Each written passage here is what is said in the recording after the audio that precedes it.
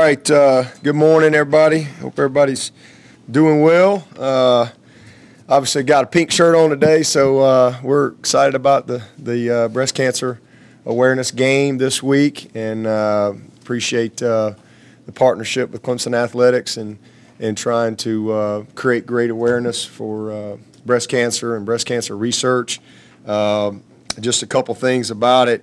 It's the most commonly diagnosed cancer among women in South Carolina. It's the #2 leading cause of death for women in the state of South Carolina. And just to give you a little perspective, it's estimated that 41,000 women will die from breast cancer this year. And as y'all all know, there's a little over 81,000 people that will be in the stadium on Saturday. So half the stadium. That just kind of gives you a little bit of perspective, but it's something that we're passionate about, and excited to partner up again and hopefully help make a difference. The Text to Give campaign is kicking off. It's actually live now, but we're really going to promote it Friday through Sunday. And the way you can give is just text the word DABO, D-A-B-O, and you can, or it's 41444 to make a donation, and then again, all the funds will go to the foundation and breast cancer prevention. We're also, the university's got these pins this year that we're selling. Again, we've got an orange one with the pink background, and we got a white one with the pink background, so we got the two pins that are available as well, and you can pick those up at ClemsonTigers.com, the Fanatics, the Tiger Sports Shop, Tigertown Graphics, Palmetto Moon, Raspberry Fizz, Judge Keller's, Barnes & Noble, Clemson Variety and Frame, Allen's Creations, Onward Reserve, the Alumni Hall, and also in the stadium stores there.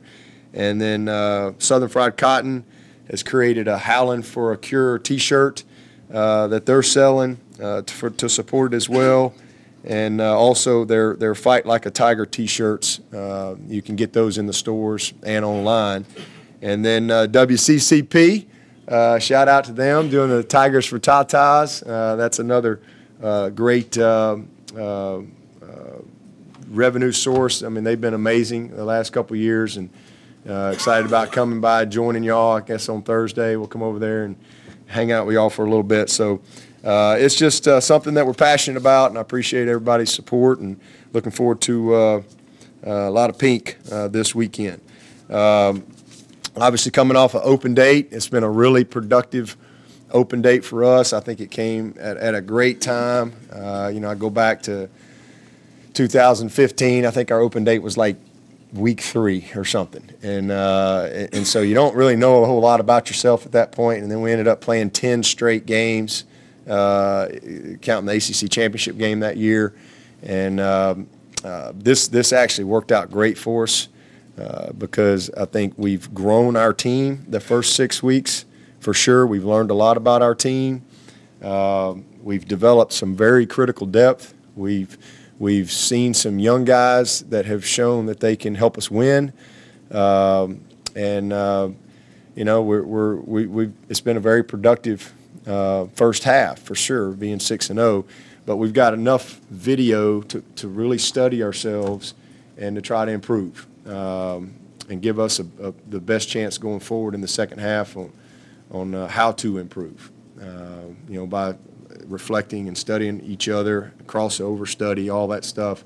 And plus we've had a little extra time to get ready for NC State, and so have they. They've had an open date as well, but it's been very productive for us, and I just think that health-wise we're in a good spot. Hopefully that will continue through a tough week of practice coming up, today and tomorrow especially. But this is going to be a big game, man. I mean, they're all huge, as we know, but there's not many undefeated teams left out there. And you got 2 of them facing off in the Valley on Saturday, and you best believe no team wants to lose. So you're going to have 2 teams that are going to be passionate about winning. NC State's a really good football team. That schematically, they're one of the best teams we will play all year. They do a tremendous job of coaching their guys, having them in the right position, Offensively, schematically, probably as good a team as we will see all year long. This quarterback is a pro, all right? He is a legit pro. I don't know when he's going to be drafted, but it'll be early. He is a very good football player. I had a chance to see him the last couple of years, obviously just kind of growing into his role, but he has complete ownership of what they do. They do a great job. Everything's built off their run game, the stretch scheme that they run. But he is very gifted thrower. He's very accurate, and he has great command of everything they're doing, and does just really does a great job of manipulating the defense. He sees it. He has a really good understanding of the concepts defensively, and he knows where to go with the ball. You know, they're second in the country right now in giving up sacks, the fewest sacks. He just doesn't get sacked. And it's a combination of a lot of things. First of all, they're really good up front. This is one of the best offensive lines we'll see. Physical, nasty, aggressive, do a great job of cutting you on the backside. They do a great job of mauling your linebackers on the second level. I mean, they're very good up front. Got an All-American candidate at left tackle. Center's a very good player. They got 3 of their starters back from last year. And I thought they beat us up front last year. I thought they won that matchup, to be quite honest with you. So this is a good group, good backs. They've got a really good group of receivers. They're throwing the ball for, I don't know, 300 and something yards a game, 7th in the country. So that, you know, that's a credit again to the receivers, the offensive line, but especially this quarterback. This quarterback has put the ball, he can make every throw, every single throw. And what's most impressive about him, and it's one of the main reasons they don't get sacked very much, is he manages the pocket and when he scrambles, but he scrambles to throw. And he has created a lot of big plays, and that's what really worries you about this guy. He's created a lot of big plays where the coverage was there. I mean, it was great coverage. There's nowhere to go with the ball. And he steps up and slides and buys just enough time, and then he throws a rope on the move, whether it's to his left or to his right, it really doesn't matter. Just a very accurate thrower on the scramble. So I got a lot of respect for what I've seen on tape of these guys. And then defensively, NC State's always one of the best defenses we play. They're good up front. They lost some guys from last year, but these guys that are starters now played a ton of football for them over the last couple of years. But a bunch of, 3 guys back in the back end that started for them. So same thing, really, really well coached, and schematically they know exactly what they're doing. They know how to attack your protections. They do a good job of studying your tendencies. And so this will be a great matchup for us. Last year, this game came down to a special teams play. We had a huge punt return for a touchdown. Ended up being the difference in the game. And so we're excited about it. 3:30 kick in the Valley. It's going to be a lot of fun. I know we'll have an awesome crowd. We're going to need them for sure. But this is what it's all about. I mean, you got 2 undefeated Power 5 teams in the same division. And you can't win. We can't win the division this week, that's for sure. And neither can they. But the winner of this game has the opportunity to stay in control of your destiny, and that's really where you want to be. The loser's not out of it, but you kind of, you gotta hope something happens. So we want to try to do everything we can to stay in control of our destiny and get off to a good start in the second half of our season. But really, really anxious to get back out on the field. I think this past weekend was great. It's always fun to get a little bit of a break, especially to give your guys a break. But at the end of the day, it don't feel right sitting at home watching. You just want to be in it. You want to get out there and get back in the competition, and we're certainly going to get the opportunity to do that this week. How have you seen the secondary grow from the Texas A&M game? Do you feel like those guys are ready for this challenge this week? Yeah, I mean, they've grown a ton. I mean, the Texas A&M game, we had some busts, and then we had some fluky plays where we're in, kind of hard to be in better position, but tip balls, a couple of crazy situations. But, we didn't know much about Texas A&M. That's one of the hardest games that we will play. We literally knew very little about them. And in preparing for them, as you go back, we studied Wake Forest, Florida State, and Notre Dame. You couldn't. Their tape was worthless to watch. So it's just there's a lot of unknowns in the game, and then you're coming off spending a lot of camp and first game triple option because you're just trying to win the game you're playing. So we definitely have grown a ton since that point. Then we came back and we played 2 more triple option teams, but we did well with the schemes that we had to compete against. And then you jump into the Syracuse game, and I thought we got better. And then you come back against Wake Forest and probably played our best game. Just structurally and positioning, being where we're supposed to be, those type of things, we've made good strides. But to be quite honest with you, we really haven't seen anything like we're going to see this weekend from just a schematic standpoint, how they build everything off the play action, the RPOs, the pistol play action, everything downhill, trying to really manipulate the defense, backside slant throws. I mean, they really do a good job in attacking you. And then the ball's going down the field. This guy's putting the ball up. There's going to be a lot of competitive plays in this ball game, and so we've got to win those plays.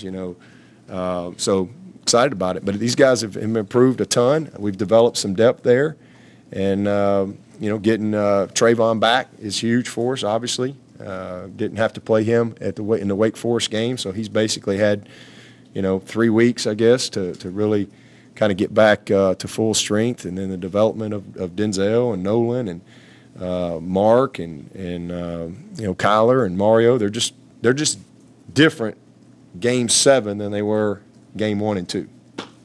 Coach, what's Tavian's status with his shoulder? He's a lot better. He's back in practice, and expect him to be ready to roll. With Cornell, do you have an update on him? Yeah, he's actually back and ready to go. He got his situation resolved, but we're talking about maybe trying to redshirt him. That's something that we've kind of had some discussions with, and we might see how that goes. And see if we can get a year back on Cornell. Coach, with Trevor's ability to get the ball out so quickly, do you think that's made your screen pass game more effective and kind of forced defenses to respect it more? Oh yeah, no question. I mean, he's just a gifted thrower, and the ball gets from point A to point B in a hurry. So name of the game is speed, and we got guys that can run, guys that can make plays in space, and his ability to, first of all, process it, but secondly, to get the ball there quickly and accurately definitely helps us in that area. Through the first 6 games, the offense has played really well, second, third, and fourth quarter, but the first quarter, slow starts most every game.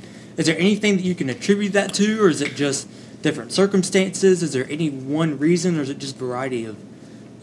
Yeah, I'd have to go back and really process that. I mean, I don't think we started slow in the Furman game. I don't think. I'm trying to think. Did we start slow in the Texas A&M game? I thought we kind of came out and moved the ball pretty good, but I can't remember. And then Georgia Tech game, we didn't have the ball. We lost the toss. Or maybe we won the toss. No, they won the toss. I can't remember. But all I know is they had the ball for ever.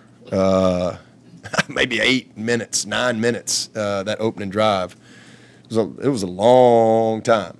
So that's part of that one. And then the Syracuse game, I think we fumbled the second play. We fumbled. We've had some miscues early.